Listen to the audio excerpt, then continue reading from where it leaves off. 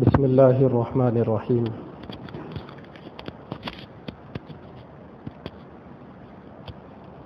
نحمده ونصلي على رسوله الكريم اما بعد۔ اعوذ باللہ من الشیطان الرجیم، بسم اللہ الرحمن الرحیم۔ ان الدین عند اللہ الاسلام۔ عزیز دوستوں، معزز دینی بھائیوں،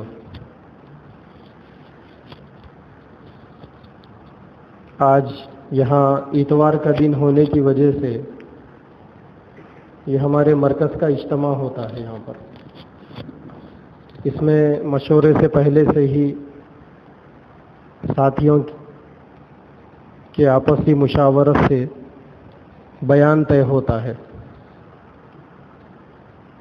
وہ تو ہر ہفتہ ہر اتوار کا معمول ہے، لیکن آج حسن اتفاق سے نکاح کی مجلس بھی ہے۔ اب ہمارے ساتھیوں کی گزارش ہوئی کہ میں ہی بات کر لوں، کیونکہ عام طور پر نکاح والوں کی بھی خواہش ہوتی ہے کہ کسی مولوی صاحب کا بیان ہو جائے۔ ابھی نماز کے بعد آپ نے دیکھا ایک ساتھی نے اعلان کیا، جیسا کہ عام طور پر کیا جاتا ہے کہ سنت و نوافل کے بعد، باقی نمازوں کے بعد دین کی بات ہوگی۔ نکاح کا تعلق بھی اسلام میں دین سے ہے، بلکہ مسلمانوں کی زندگی کے ہر عمل کا تعلق دین سے ہے۔ اللہ تعالیٰ نے قرآن مجید میں فرمایا، ان الدین عند اللہ الاسلام۔ اللہ کے نزدیک دین اسلام ہے۔ اسلام پیدا ہونے سے لے کر مرنے تک ایسی چیزوں کا نام ہے جو اللہ کے نبی صلی اللہ علیہ وسلم کے ذریعے سے پوری امت کو بتا دیا گیا ہے۔ اسلام کی کوئی چیز چھپی ہوئی نہیں ہے، کھلی کھلی باتیں ہیں سب۔ اور اسلام بول لینے، سن لینے کا نام نہیں ہے، اسلام عمل کرنے کا نام ہے۔ اگر اسلام کو سمجھنا ہے تو نبی پاک صلی اللہ علیہ وسلم کی زندگی سے ہی سمجھ سکتے ہیں۔ اللہ کے نبی کے بعد اگر اسلام کو سمجھنا ہے تو صحابہ کی زندگیوں سے سمجھ سکتے ہیں۔ صحابہ کے بعد اگر اسلام کو سمجھنا ہے تو تابعین، تبع تابعین، پھر اس زمانے سے لے کر اب تک جو اللہ والوں کا ایک سلسلہ چلا ہوا آ رہا ہے، دیندار لوگوں کا اپنے زندگیوں کو علم کی روشنی میں، دین کی روشنی میں گزارنے والوں کا جو طور طریقہ ہے، اسی کو دیکھنے سے اسلام سمجھ میں آئے گا۔ اور یہ اسلام کو سمجھنا بہت ضروری ہے۔ مسلمان وہ ہے جس کے 24 گھنٹے میں روزانہ ایک حصہ اسلام کو سیکھنے اور سمجھنے کا ہونا چاہیے۔ ہم لوگ جیسا روٹین بنا ہوا ہے نا کہ روزانہ صبح میں جا کے دکان کھولیں گے، صحابہ کرام کا ایسا روٹین بنا ہوا ہوتا تھا کہ اللہ کے نبی کی مجلس میں جا کر اسلام کو سیکھیں گے۔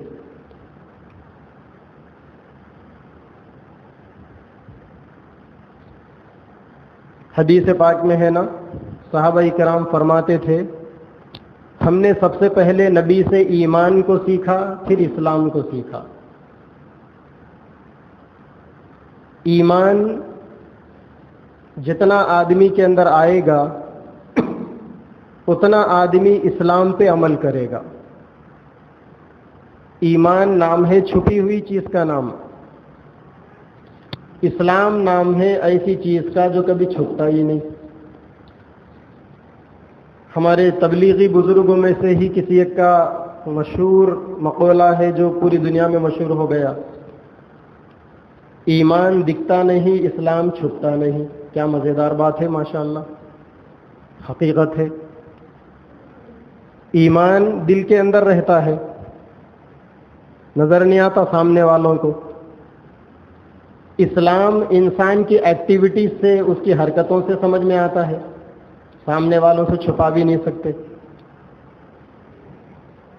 اگر آپ اپنے آپ کو چھپانا چاہے کہ میں مسلمان ہوں، آپ نماز پڑھیں گے تو سامنے والے کو خود بخود پتہ چل جائے گا کہ ارے یہ تو مسلمان ہے، نماز پڑھ رہا ہے۔ تو اسلام چھپنے والی چیز نہیں ہے، اور ایمان دکھانے والی چیز نہیں ہے، اور یہ دو چیزیں مسلمانوں کے لیے ضروری ہے۔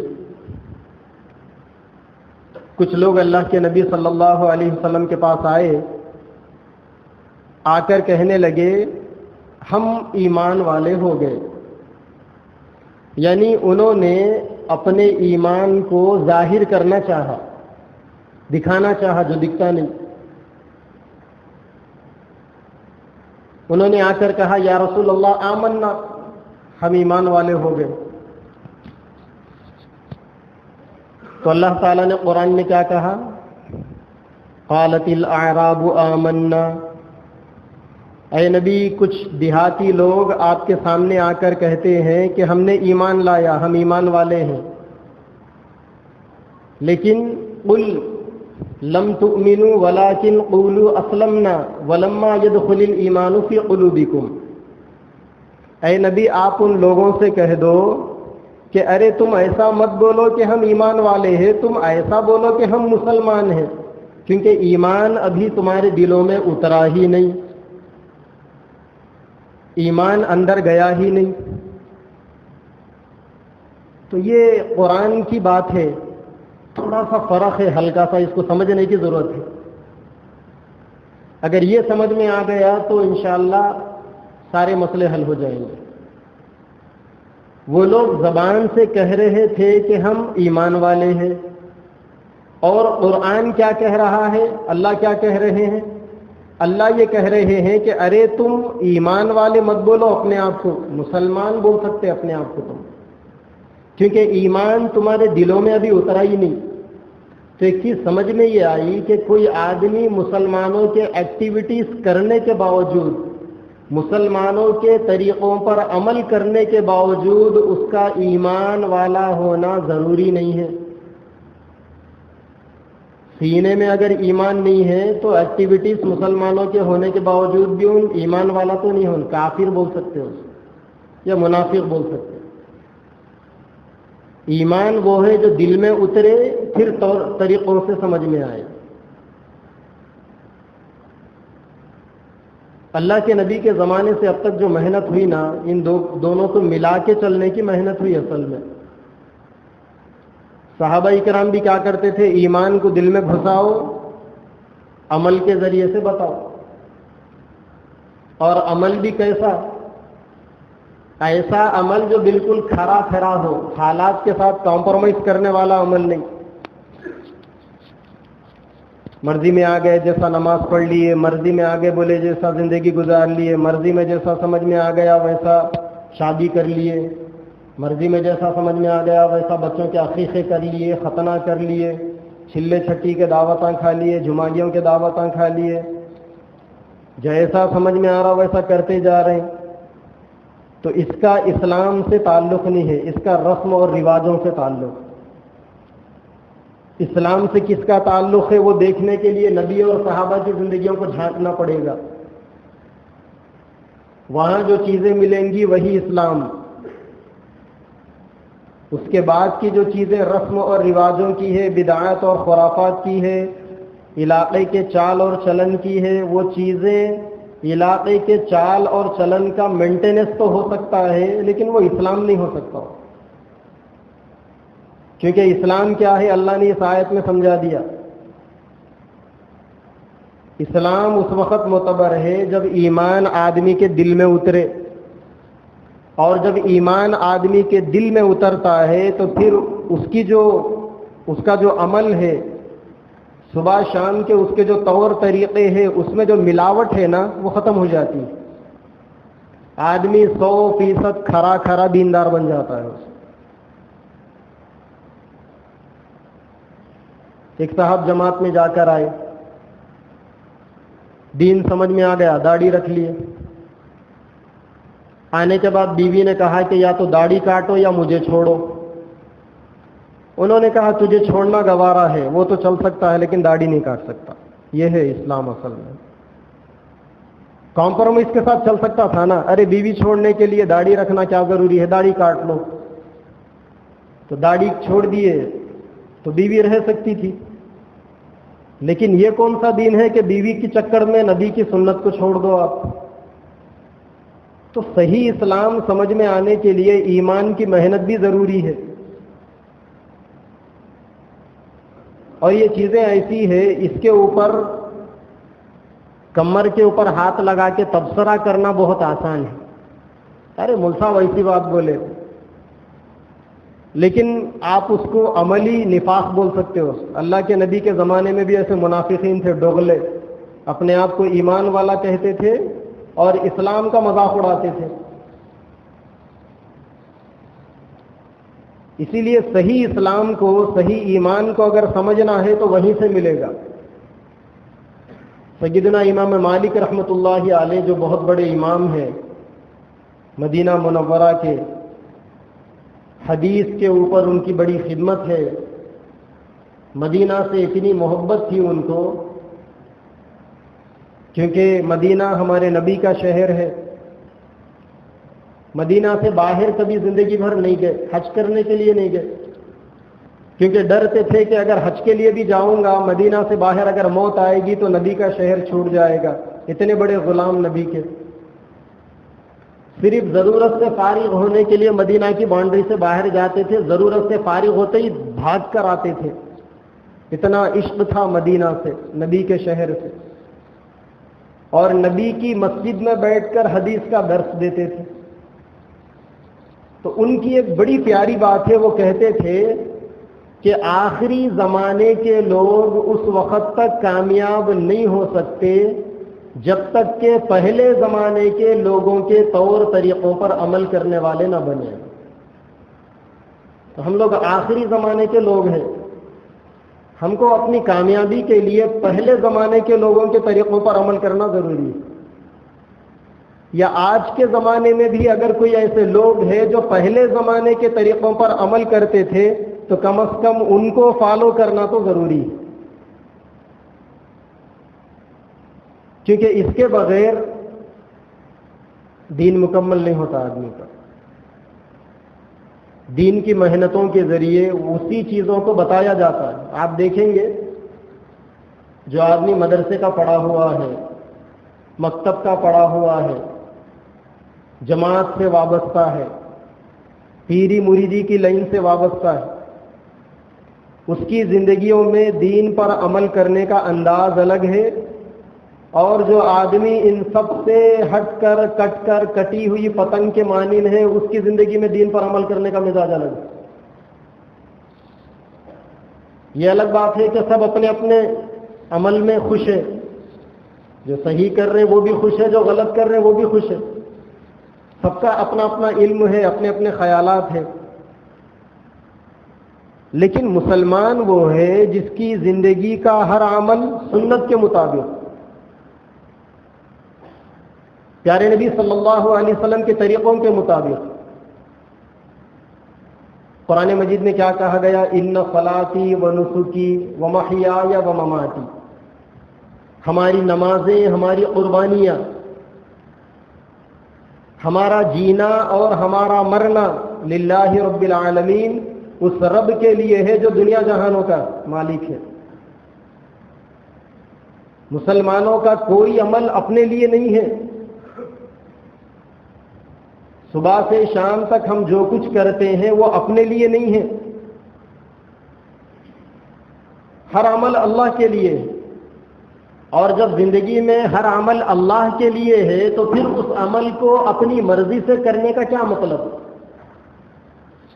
لوگوں کی دیکھی دکھائی باتوں میں آ کر کرنے کا کیا مطلب؟ قرآن میں ایک جگہ پر ہے وَرِضْوَانٌ مِّنَ اللَّهِ اکبر، اللہ کی رضا سب سے بڑی چیز ہے.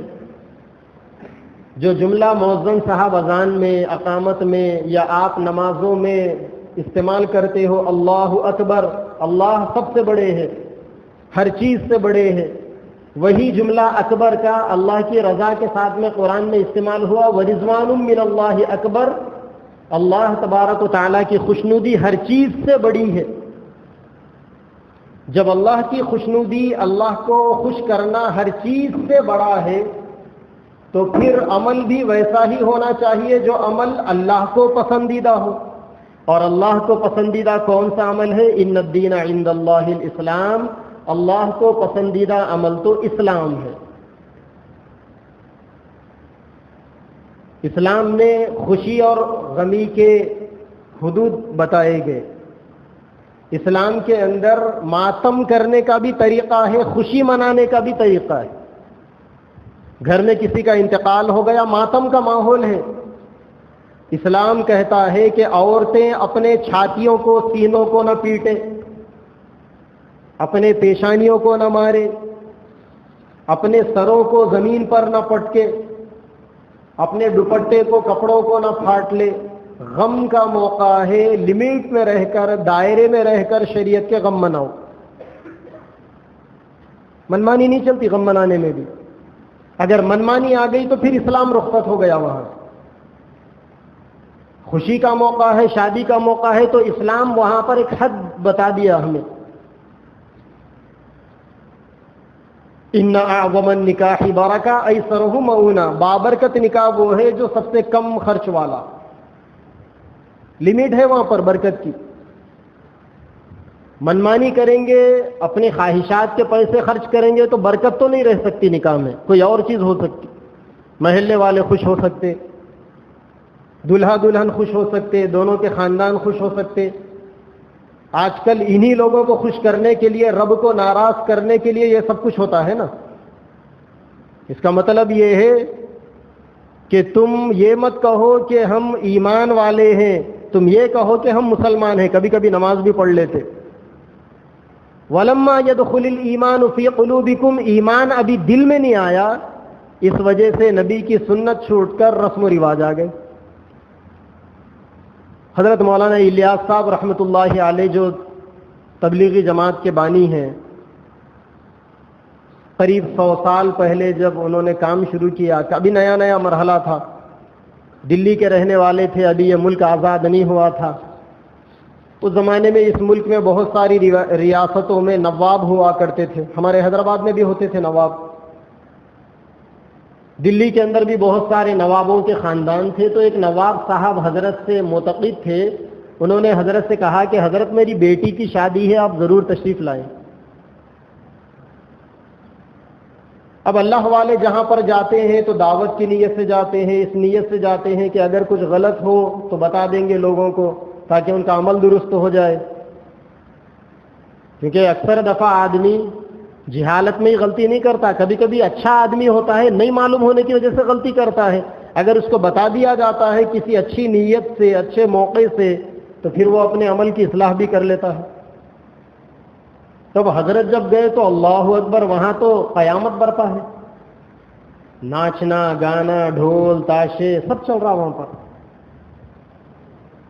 دلہن بھی خوش ہے، دلہا بھی خوش ہے، دونوں خاندان جشن منا رہے ہیں۔ نواب صاحب کی بیٹی کی شادی ہے، معمولی آدمی تھوڑی ہے۔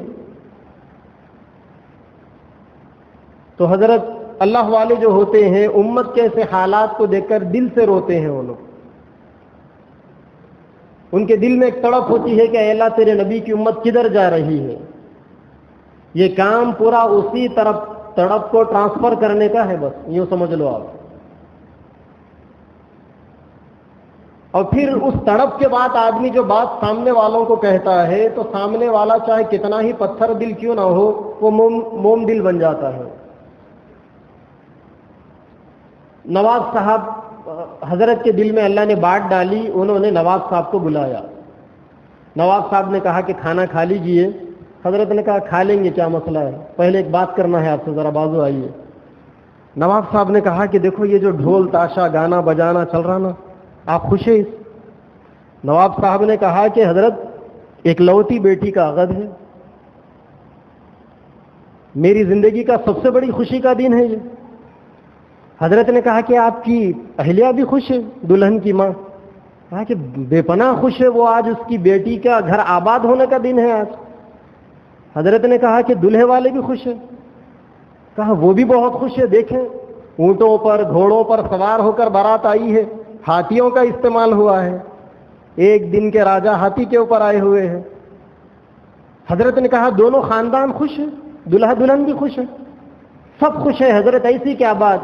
حضرت نے کہا کہ میں دور دیکھ رہا ہوں مدینہ کی اس چھوٹی سی بستی میں ہرے گنبد کے نیچے آرام کرنے والے دونوں جہانوں کے آقا جناب محمد رسول اللہ صلی اللہ علیہ وسلم تمہاری اس شادی سے ناخوش۔ بس بات جو دل سے نکلتی ہے اثر رکھتی ہے، پر نہیں طاقت پرواز مگر رکھتی ہے۔ حضرت کے دل سے یہ جملہ جو نکلا سیدھا نواب صاحب کے دل کے اوپر وار کیا جاتا۔ فوری اپنی بیوی کے پاس پہنچے، یہ جملہ کہا، بیوی رونے لگی، بیٹی کے پاس پہنچے، بیٹی رونے لگی، داماد کے پاس پہنچے، دلہے کے پاس، وہ رونے لگا، داماد کے والد کو بلایا، سمدھی کو، وہ رونے لگا، پورا ماحول سیکنڈوں میں تبدیل ہو گیا۔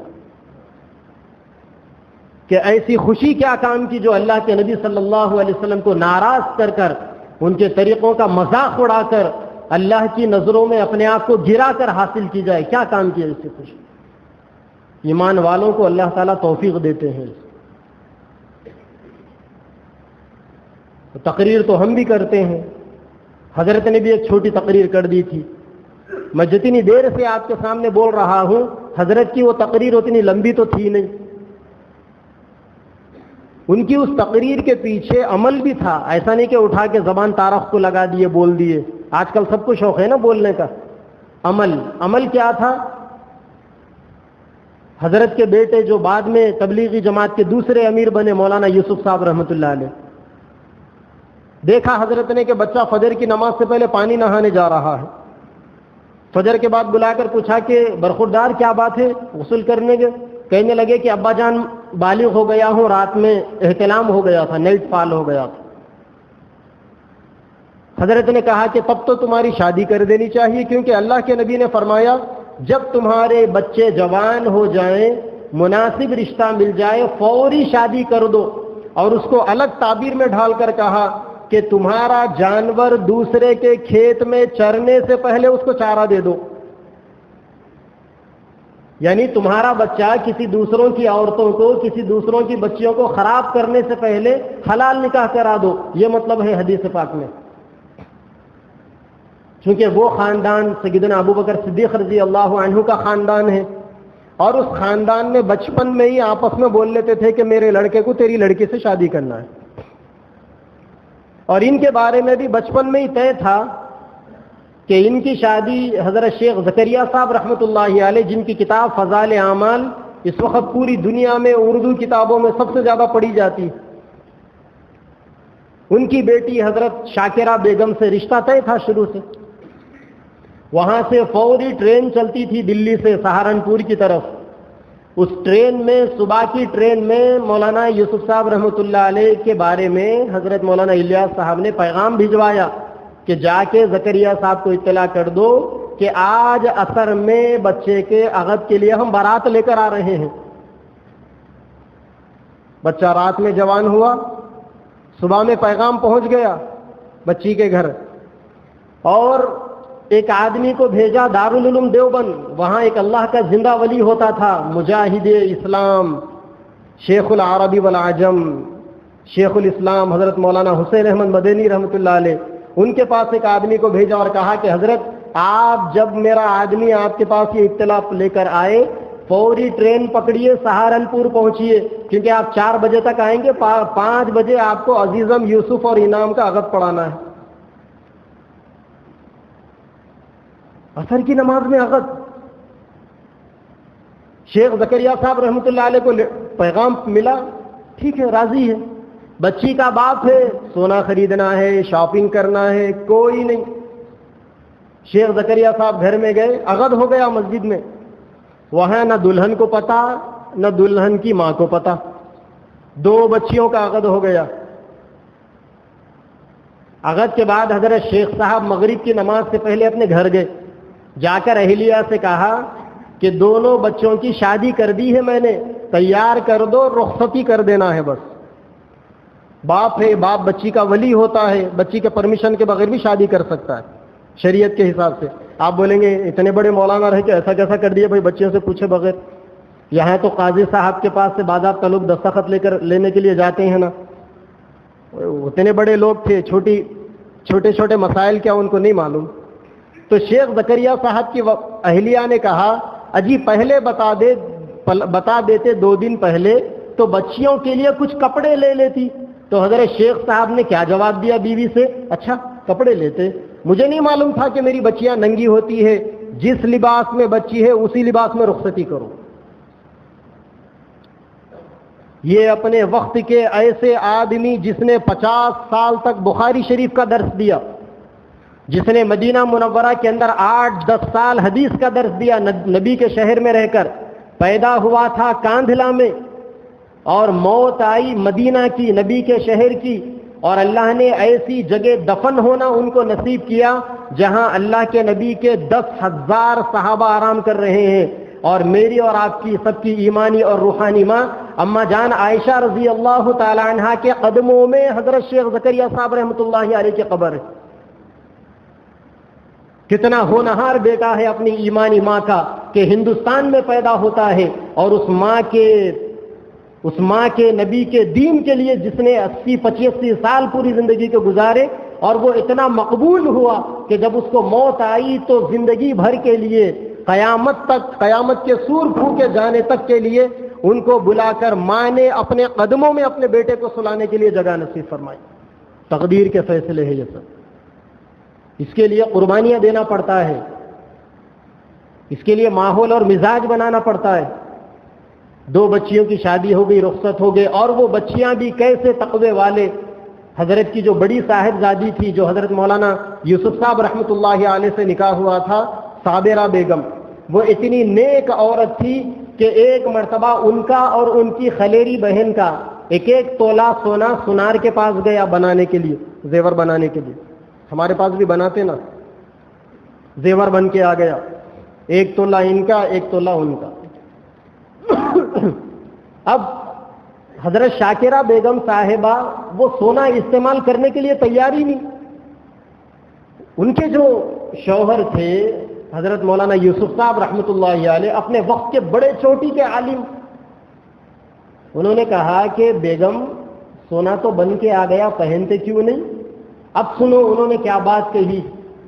انہوں نے کہا کہ میرا اور میری خلیری بہن کا سونا, اس کا سونا اس کا, میرا سونا میرا, برابر.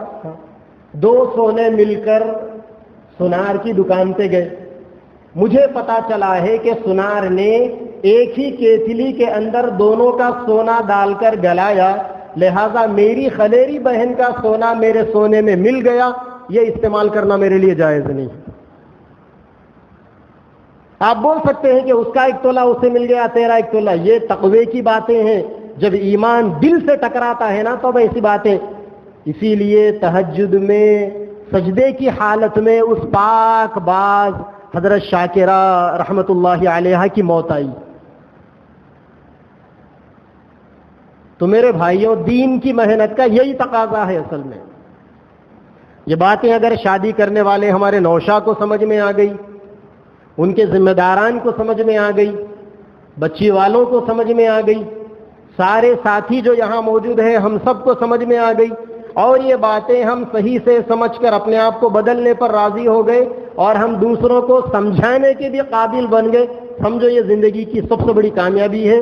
اسی کا مطلب ہے کنتم خیر امت اخرجت للناس تأمرون بالمعروف وتنہون عن المنکر, کہ تم بہترین امت ہو جو امت کے لوگوں کے فائدے کے لیے اللہ نے تم کو پیدا کیا. تمہارا کام لوگوں کو اچھی باتوں کا حکم کرنا ہے, لوگوں کو گناہوں کے کام سے روکنا ہے, جیسا حضرت مولانا الیاس صاحب رحمۃ اللہ علیہ نے نواب صاحب کی بیٹی کی شادی میں روکا تھا. آپ کے بس میں جو کام ہے وہ کرو, لوگوں کو بولو, خاموش مت بیٹھو. کیونکہ حدیثوں میں ہے کہ جو آدمی اسلام کے خلاف ایک کام ہو رہا ہے اور وہ خاموش بیٹھا ہوا ہے, کچھ بولتا نہیں زبان سے, میرے نبی نے اس آدمی کو گونگا شیطان کہا. وہ انسان نہیں ہے, شیطان ہے وہ.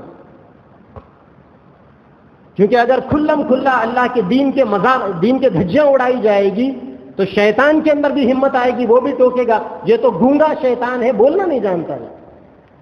اسی لیے ہم مسلمان ہیں، بولنا چاہیے. اگر بولنے سے فتنے کا اندیشہ ہے خاموش نکل جائیے وہاں سے، کوئی ضرورت نہیں وہاں رہنے کی. جہاں اللہ کا حکم ٹوٹتا ہو وہاں ایک سچا پکا مسلمان کیا کام کا وہاں پر کیا کرے گا ٹھہر کر؟ کیا وہاں ٹھہر کر ہمیں اللہ کو یہ بتانا ہے کہ اے اللہ سب تجھے ناراض کر رہے ہیں اور میں اس ماحول سے اگری ہوں، میں خوش ہوں، یہ بتانا ہے ہمیں؟ اللہ اکبر. جب دل کے اندر صحیح ایمان آتا ہے انسان کم از کم ایسی جرات تو نہیں کر سکتا. یہی مطلب تھا جب فاطمہ مزنیہ ایک عورت نے چوری کر لی تھی مدینہ میں، اللہ کے نبی نے حکم دے دیا اس کے ہاتھ کاٹ دو. لوگوں نے اللہ کے نبی سے سفارش کروانی چاہی، کسی کو ہمت نہیں ہوئی. اللہ کے نبی نے جس بچے کو پال لیا تھا، منہ بھولے جو بیٹے تھے حضرت زید رضی اللہ تعالی عنہ، زید بن حارثہ، وہ آئے. آ کر انہوں نے اللہ کے نبی سے سفارش کی، یا رسول اللہ وہ جو مزنیہ ہے نا وہ بڑے خاندان کی عورت ہے، اس نے چوری کر لی تھی، آپ نے ہاتھ کاٹنے کا فرمان جاری کر دیا، یا رسول اللہ اس کو معاف کر دیجئے. کون؟ بیٹا کہہ رہا ہے جس کو آپ نے اپنا بیٹا بنا لیا.